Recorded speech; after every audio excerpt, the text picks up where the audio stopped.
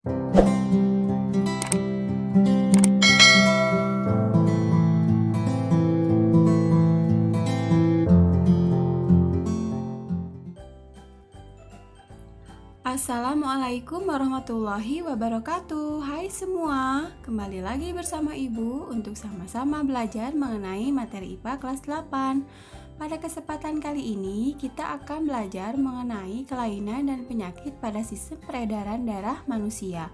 Simak baik-baik videonya ya. Gangguan dan penyakit pada sistem peredaran darah manusia. Tujuan pembelajarannya adalah 1. Memahami penyakit yang berhubungan dengan sistem peredaran darah manusia, dan 2. Memahami upaya menjaga kesehatan sistem peredaran darah manusia. Mari kita bahas satu persatu ya.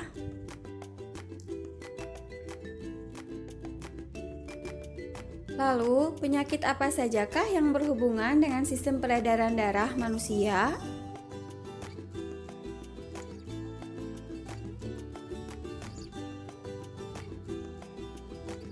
Penyakit yang pertama adalah jantung koroner. Penyakit ini terjadi jika arteri koronaria tidak dapat menyuplai darah yang cukup ke otot jantung karena adanya sumbatan lemak dan kolesterol. Akibatnya, jantung tidak dapat berkontraksi. Pada gambar kita bisa melihat perbandingan antara arteri koronaria yang normal dengan yang tertutup sumbatan lemak dan kolesterol.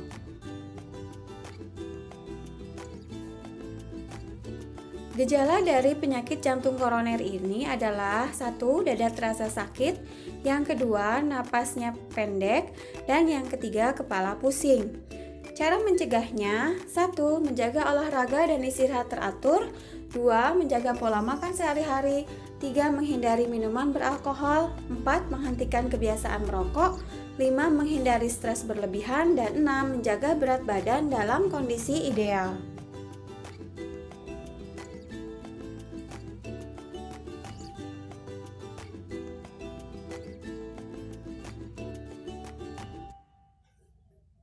Penyakit yang kedua adalah stroke. Penyakit yang terjadi karena kematian jaringan di otak. Stroke biasanya disebabkan karena kurangnya asupan oksigen di otak karena pembuluh darah ke otak tersumbat oleh lemak atau kolesterol, ataupun salah satu pembuluh darah di otak pecah. Pada gambar kita bisa melihat bagaimana penyumbatan arteri dalam otak oleh lemak menyebabkan pembuluh darah otak pecah. Usaha yang dapat dilakukan untuk mengurangi resiko stroke sama dengan usaha yang dilakukan pada jantung koroner. Pada gambar kita bisa melihat pembuluh darah otaknya tersumbat, lalu pembuluh darah otaknya pecah yang menyebabkan pendarahan otak, serta lama-lama jaringan otak akan mengalami kematian.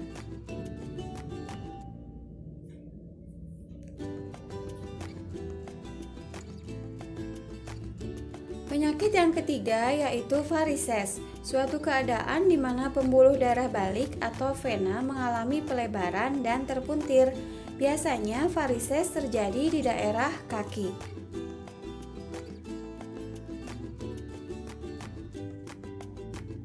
Upaya untuk menghindari varises adalah 1. Tungkai dinaikkan selama 15 menit setelah aktivitas yang melelahkan, 2. Menghindari berat badan berlebih, 3. Menghindari berdiri terlalu lama, 4. Berolahraga teratur, dan yang kelima menghindari memakai sepatu hak tinggi.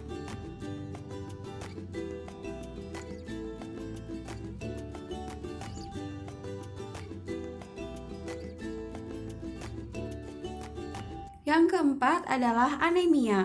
Anemia adalah gangguan yang disebabkan karena kekurangan hemoglobin atau kekurangan sel darah merah. Terjadi karena tubuh kekurangan zat besi akibat terganggunya produksi eritrosit atau karena terjadinya pendarahan yang hebat. Pada gambar kita bisa melihat bagaimana sel darah merah orang yang normal dengan yang mengalami gejala anemia. Gejala umum anemia adalah pucat pada kelopak mata, mual, denyut jantung tidak beraturan, keletihan berlebihan, sakit kepala, serta kerontokan rambut. Perempuan yang mengalami menstruasi disarankan mengonsumsi makanan yang mengandung zat besi atau juga suplemen zat besi agar terhindar dari penyakit anemia.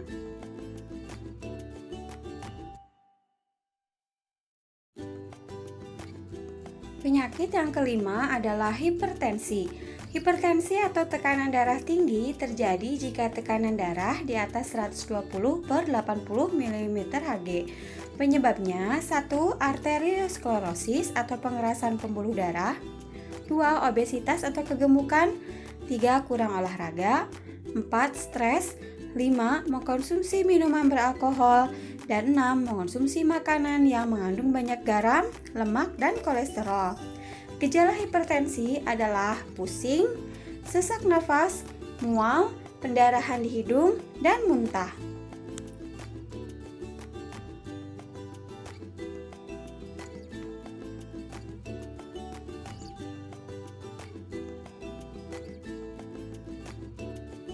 Cara menghindari hipertensi adalah 1. Penderita hipertensi karena obesitas atau kegemukan harus menurunkan berat badannya hingga mencapai berat badan ideal. Menghindari konsumsi minuman beralkohol dan makanan berlemak dan mengandung kolesterol tinggi. Berolahraga secara teratur, hindari kebiasaan merokok, dan hindari faktor-faktor penyebab stres.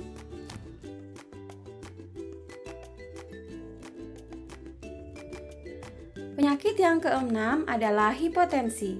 Hipotensi atau tekanan darah rendah terjadi apabila tekanan darah kurang dari 120/80 mmHg. Gejalanya sering pusing, sering menguap, penglihatan dirasakan kurang jelas, keringat dingin, cepat lelah atau tidak bertenaga, detak atau denyut nadi lemah, serta tampak pucat.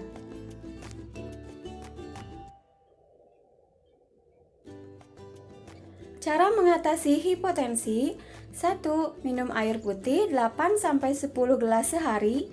2. Mengkonsumsi minuman yang dapat meningkatkan tekanan darah seperti kopi. Yang ketiga, mengkonsumsi makanan yang mengandung garam. Dan yang keempat, berolahraga secara teratur.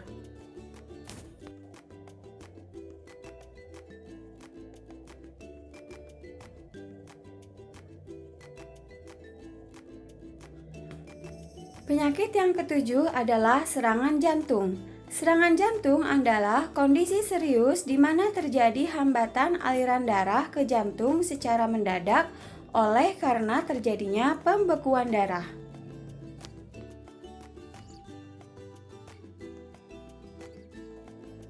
Cara menghindari serangan jantung: 1. Menerapkan pola makan sehat.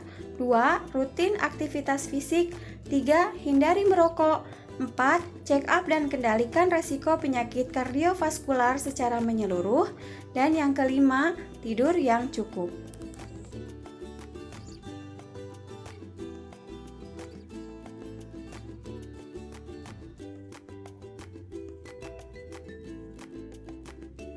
Penyakit yang kedelapan adalah leukemia. Penyakit leukemia atau lebih tepatnya leukemia adalah kanker darah akibat tubuh terlalu banyak memproduksi sel darah putih abnormal. Leukemia dapat terjadi pada orang dewasa dan anak-anak. Penyakit leukemia disebabkan oleh kelainan sel darah putih di dalam tubuh dan tumbuh secara tidak terkendali.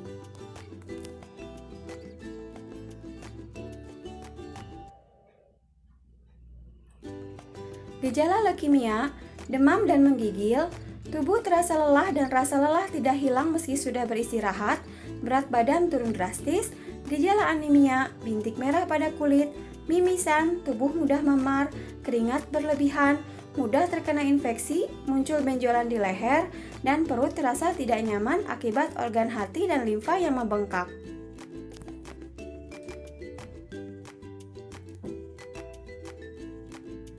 Penyakit yang ke-9 adalah hemofilia. Hemofilia adalah gangguan pembekuan darah akibat kekurangan faktor 7 dan 9. Saat mengalami hemofilia, pendarahan akan berlangsung lebih lama. Kondisi ini merupakan penyakit keturunan yang lebih sering terjadi pada pria.